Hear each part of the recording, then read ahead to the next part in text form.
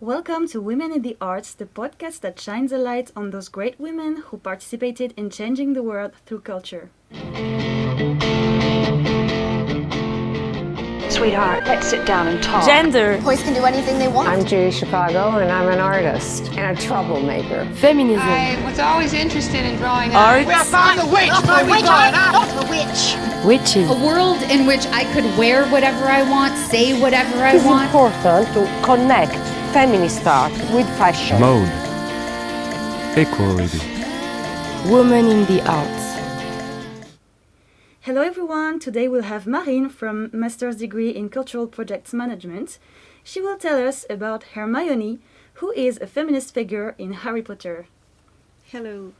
The famous Harry Potter saga has left its mark on a whole generation, as much by its fantastic universe as by its characters. Even if it is magical and fictional, the world of wizards is inspired by our own reality. J.K. Rowling, through the character of Hermione Granger, gives a perfect example of the injunction and criticisms made toward women in our society. Hermione Jean Granger is one of the main characters in the Harry Potter saga. She was born in 1979 in a family of muggles. Do you know what muggles are? No. The muggles are people devoid of magical power. In other words, you and me. She discovered her gifts after receiving a letter from Hogwarts, the prestigious British school of witchcraft. And even before she went back to school, she immersed herself in the study of magic and learned a few spells on her own. Then, she joined Hogwarts and became a member of Gryffindor, one of the 4 houses within the school. Gryffindor is known for developing thoughtful, courageous, and loyal leaders, personality traits that Hermione perfected during her schooling.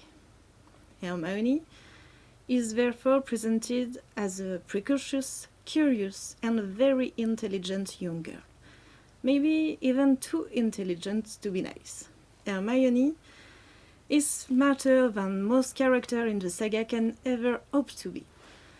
Hagrid, the game warden of Hogwarts and a friend of the trio, says about her, "We have never invented a spell that our Hermione isn't able to perform." She is the best student in almost every subject studied and even takes many optional courses to satisfy her curiosity and thirst for knowledge.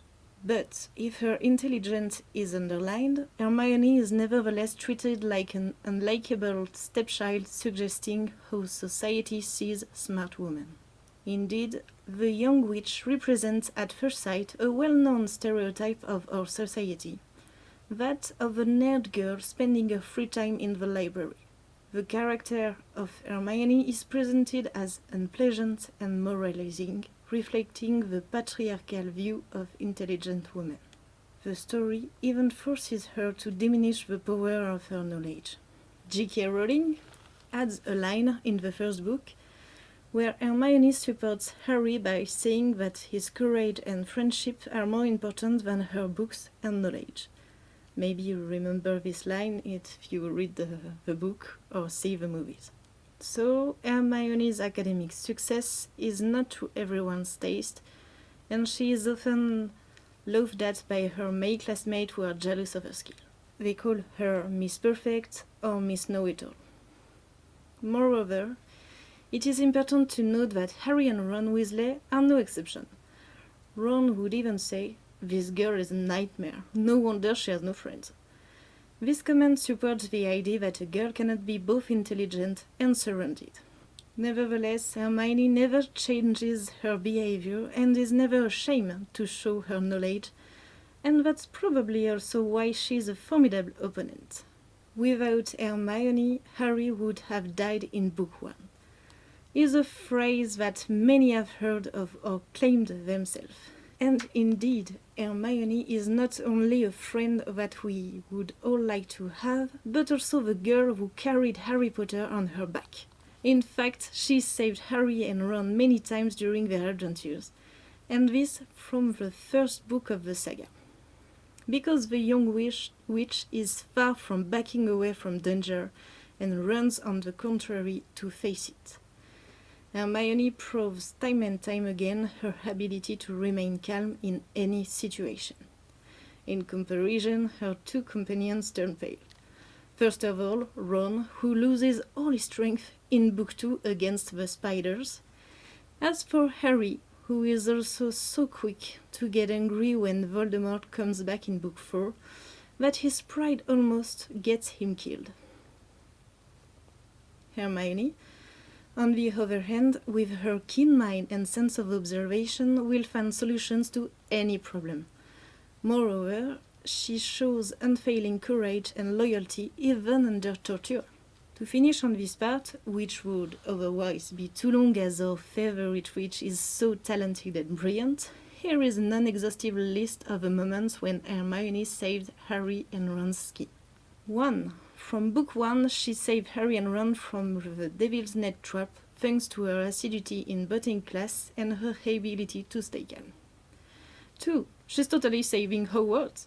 In Book 2, when the giant snake terrorizes the school, she's the one who understands first and foremost which creature is at work and by what method it moves. Even though she was petrified before she could reveal her discoveries, she still thought about writing them down, which still made Harry and Ron's job a lot easier, didn't it, Guy? At Bill and Fleur's wedding in Book 7, when the Death Eaters arrive, it is Hermione who had the presence of mind to grab Ron and Harry's hands to operate away and save their skins once again.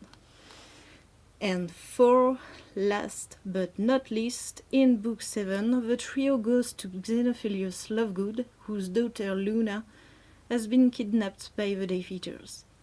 Xenophilius denounces them in order to get her back safe and sound. Hermione not only discovers her ploy, but also has the presence of mind when they flee to throw the cloak of invisibility on Ron, who is supposed to be bedridden at home, very ill. This way, his family won't get into trouble. At the same time, she makes sure that they stay just long enough before disapparating, so that the Death Eaters called by Mr. Lovegood see Harry and her, so that he and Luna do not suffer the wrath of the Death Eater. As you can see, Hermione is incredibly brave, inventive, empathetic, and loyal. I don't know about you, but goddamn, when I grow up I want to be like Hermione. Moreover, Hermione is also the personification of feminine success, which is also why many people see her as a feminist icon. Indeed, besides all these examples, at the end of the saga, we learn that Hermione is the only one of the trio to have resumed her studies after the Battle of Hogwarts, and that she is now Minister of Magic. A success equal to her talent, isn't it? The author also points out that the children she had with Ron have both their surname and are called Granger Weasley, another step toward gender equality. Nevertheless, as it is often the case, the character of Hermione is also sometimes a victim of sexism in the saga. This sexism appears in Book 4, The Goblet of Fire, when she goes to the Christmas ball with Viktor Krum. Ron does not react very well to this news and accuses Hermione of fraternizing with the enemy, pointing out that Viktor Krum and Harry are opponents for the Goblet of Fire. In reality, Ron is simply jealous that she can date another boy when himself has never shown the slightest romantic interest in her. This scene is a typical example of slut-shaming, but it is not the only one. Indeed, still in Book 4, the newspaper The Sorcerer's Gazette publishes a misleading article saying that Hermione is dating both Harry and Viktor Krum, the article implying that poor Harry would be heartbroken. Ron's mother, Molly, Mrs. Weasley, reads the newspaper, and when Christmas comes, Hermione receives a much smaller gift from her than Harry and Ron, whereas in other years, she has not made any difference between the three friends, treating them equally. Later, When she and Mr. Weasley visit Harry at Hogwarts, she is cold and distant with Hermione until Harry dispels the discomfort by explaining that the article was false and that he and Hermione had never dated. Taking Harry's word for it, of course, since he is a man, Mrs. Weasley instantly becomes warmer with Hermione and treats her as she used to do before. Finally, the presentation of the character is also problematic. Even though the author has made her a named, bushy-haired, independent character, a character we admire and strive to emulate, in doing so she also devalued women who were not like Hermione. To sum up, the story rewards Hermione for being above these feminine stereotypes considered superficial, frivolous.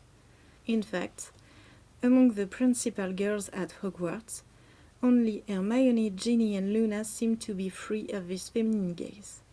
Although the author strive to overturn the stereotype and make the clumsy, intelligent and fulfilled girl as dignified as the cool one, J.K. Rowling creates a world where women continue to be ashamed, this time for acting too feminine. Just think of Dolores Umbridge, who is one of the most hated characters in the saga. The author has given her a fondness for pink and kittens that borders on obsession and is ridiculed. To conclude, Hermione is a rich and captivating character who has broken codes and stereotypes. She stands out as a major character in the saga and has inspired a whole generation of young girls and boys. However, as we have mentioned, not everything is perfect and Hermione is not the main character in the book, as she deserves to be. Perhaps, then, it would be necessary to consider rewriting the character, or why not rewrite the books from Hermione's point of view. Or to imagine the continuation of her adventure after the Battle of Hogwarts, how she climbed up the ladder and fought to finally become Minister of Magic. Possibilities are endless, and from now on we can only hope that many more strong female characters will emerge and take their rightful place in literature. Let's imagine equality through culture together.